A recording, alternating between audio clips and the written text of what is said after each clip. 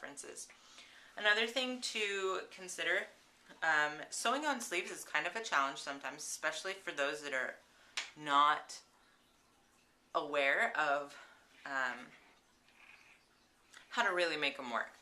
And until recently, sleeves have been a huge problem for me because I either cut too small of the shoulder or it just doesn't fit in with the hole of the shirt or the dress that I'm making that needs the shoulder attached to it, or the sleeve attached.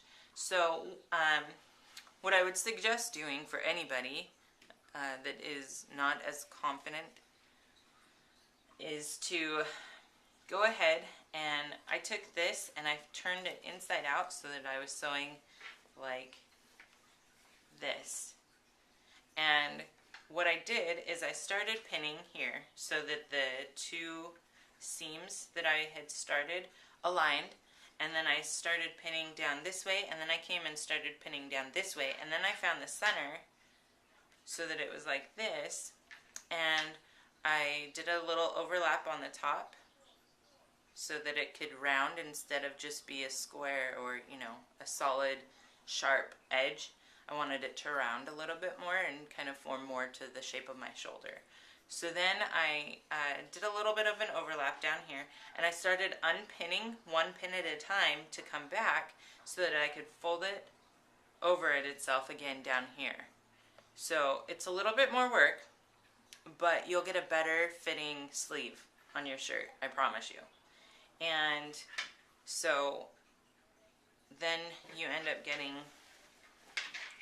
the nicer, rounder forming sleeve. On the purple shirt, I didn't spend as much time on the shoulder because I just wanted to test out how to make the shirt on that fabric and then get straight to this one. So on my purple shirt, I have a more of a poofy, pointy, sharp edge of a shoulder there. It looks like I need to have like a shoulder pad or something. This one's more relaxed and comfortable. And when you bring more of your fabric down here, it gives you more leeway in your arm and your armpit area so that you can lift your arms up over your head and move them front and back a little bit better than if you had put all the excess folding up here in the shoulder. So you're going to end up cutting a sleeve hole, or a sleeve that is bigger than the hole, so that you can do that, so that you can give yourself a little bit more leeway in your shoulder. If you've got a more of a chunkier arm in the front, then you would want to have more of that up here in the front. If you've got more chunky of an arm down in the back, which most people do, then you're going to want to bring more of it down here. And I prefer it down here anyways because I like to have an open armpit area, otherwise it just gets uncomfortable and I feel like I'm being trapped by my clothes, and I didn't like that. And then the pocket. So what I did with the pockets is I took an edge stitch and I stitched the pocket onto the shirt on the very edge. And then I took that same stitch and I aligned the first stitch with the edge of the foot where the needle goes, not on the outside but on the inside. And then I was able to get an even stitch all the way through to create a secondary stitch to help ensure that the pocket stayed onto the shirt without any problems.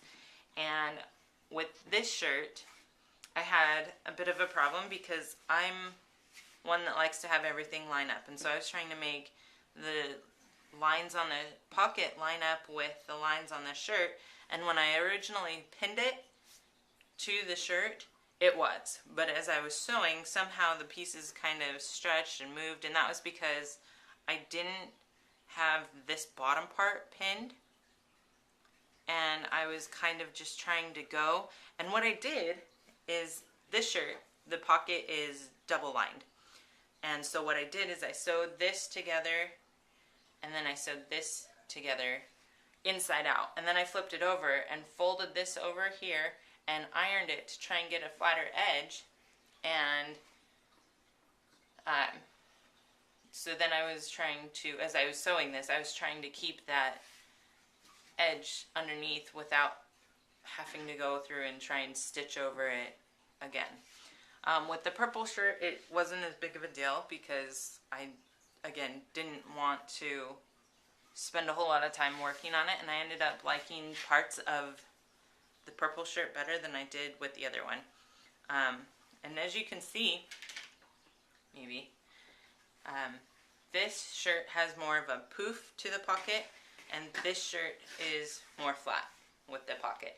And what I did is, because usually pockets on the front of the shirt end up being in the breast area, and there's of course an obvious curve to the breast area, and so you don't want it to be so tight that it's restrictive and ends up pulling at the seams if the shirt is too tight, and so you kind of want to give it a little bit of a curve. So with this one, I already knew that I wasn't going to have a problem with that, so that's why I did this one flat. With this one, I wasn't sure about that because every time I had tried it on, it was going to be a tighter shirt, and I didn't want to tear the seams of the pocket. And so what I did is I folded over just a little tiny bit on the shirt, and then I folded this side over a little bit so that I was pushing the pocket closer to itself so that the natural form of the breast would kind of fit into that. And then I did a little bit more just because I wanted it to kind of poof open like that when I was wearing the shirt so that I could actually stick stuff in the pocket and use the pocket without feeling myself up, as a matter of speaking. So, that's another tip that you could do for your pockets if that's what you wanted. Or if you want this, that's fine. Just go ahead and stitch it on. Just make sure you pin it all beforehand so that you get it on straight. Because if you can see, I am really close to the edge here on the green, and then over here I'm on the opposite end of the green line, and everything's kind of just tilted. And as a general outline for these shirts, I'm really pleased with them.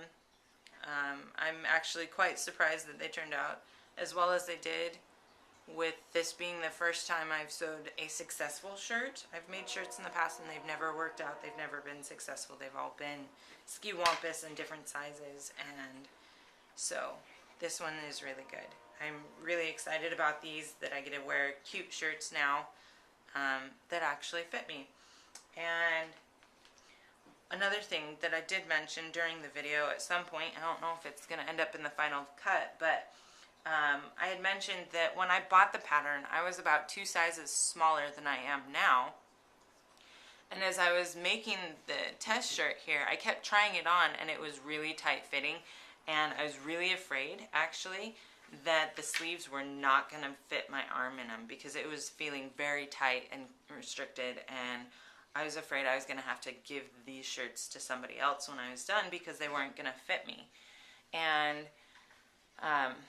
then when I finally got it made and finished, I tried it on and it was like way big and bigger than I had expected it was going to be.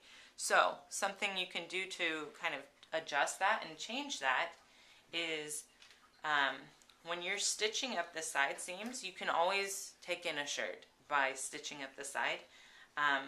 This purple shirt here, these are both the same pattern, but I did some alterations to this colorful one that I didn't do to this one. So as you can see, the natural form of this purple shirt here is kind of at an arch, and it comes out on the bottom. This colorful one here, it curves up here, but then it straightens out here. And when I was wearing this one, as I was making this one, I didn't want my shirt to come out quite as much because it made me look kind of chubbier than I am, and it just was kind of awkward, and I didn't want that for this one. And so what I did is I cut off the edges to make a straight edge all the way up here. I left it curved a little bit here, again, so that the armpit would have some more leeway and a little bit more movement, and I didn't feel like I was being choked to death by my shirt. So I left the curve up here, but I cut it off here